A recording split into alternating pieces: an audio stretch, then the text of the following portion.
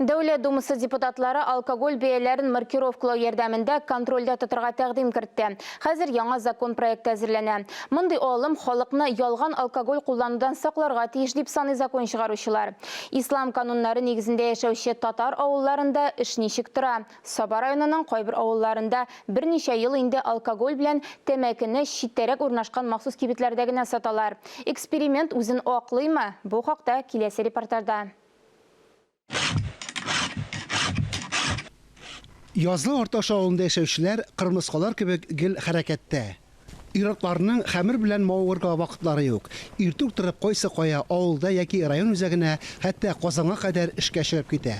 Эш җиңел түгел, авыл 2 торакта эшлим. Җиңел түгел, акчаны төләй инде, зарап булмай 30 мең акча алып барабыз инде, айга инде. Ой, анса акча төләй бит. Менә мин өйдә бүген көндә бер сыер, бер бузавым бар инде. Үз хуҗалыкларында мал, кышкырт асрап көн күрүчеләр дә байтак. Кул эшенә махир кешеләрнең абруе бирәк тә зур. Ясави Якупов Балтастасы Казандагы эшен, фатирын калдырып, авылга яшәргә кайткан. Орага кибет юк хәзер. Бите ушаудан. Бала эшен итегән шей уйнавы. Мин менә үзем пенсиядә инде, пенсия яшендә. Пенсиядә кешеләр шу үйне. Оралашы дәшләр, ялар кеше белән. Хәзер алайту. Ул ха бөтен авылда шул. Авылда кешеләр ха иншалла хәлбек шул güzel бар, ни бар. Кешегә йомышлар кереп бетте ха. Элек бит юкканнан сәй шарпада баса сорап керәсең. Кеше белән кешегә, элек шул заман шул. Хәзер Ясави Якупов пенсиядә, яраткан шөгыле өчен вакыты күп. Кулы эш белгән кешегә акча эшләү, матди хәлне яхшырту мөмкинлеге дә чыгып тора. Оста күршесе белән йорт сала.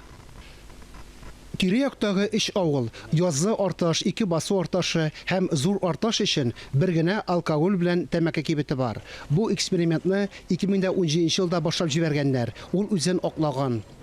Находится отдали.